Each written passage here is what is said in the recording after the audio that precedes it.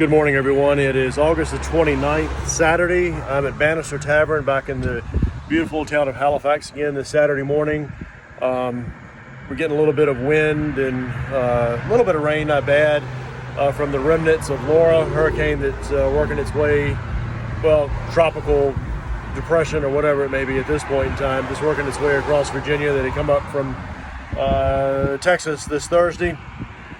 Thoughts and prayers to everybody who was affected by this storm. I know several people lost their lives down in the Texas area. So I just wanted to update you real quick and show you a couple of things. I'm actually underneath the porch right now that I've been disassembling. This will be one of the last things that comes down, only because I don't want a lot of water getting into the front of the house as this porch is gone. So I'm going to use this to protect the front of the house until I'm ready to disassemble the house completely. But if you look here, there is a beam running from the joint of the old addition, and it stops where the newer addition is. The older addition being a Revolutionary War period, I believe. Haven't confirmed that with any historians, but I believe this is probably 1770, 1790, something like that.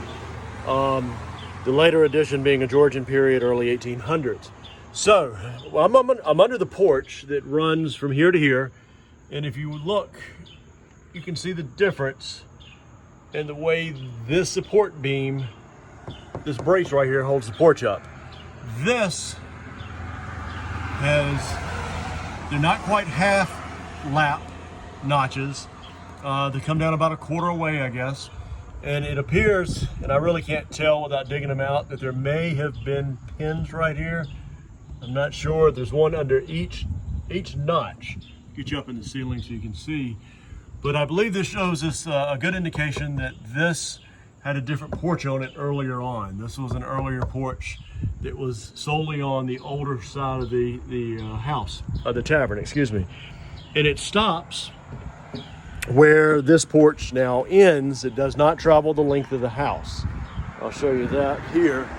It stops here, so you still have this much of the house left.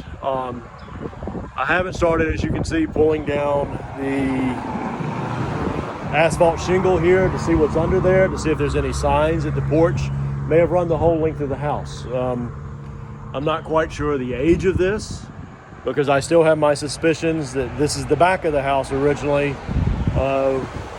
So where we are now, where this doorway is, I believe this was a window.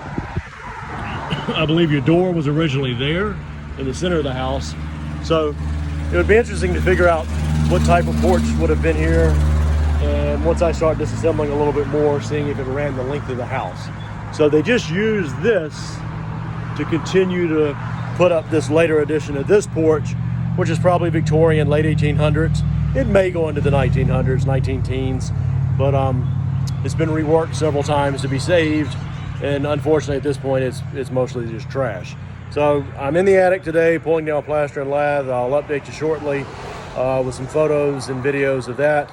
And unfortunately it is just as filthy as the ceiling was in the main floor of the Georgian section. So I'm giving myself a little break and getting some fresh air. Thanks, guys.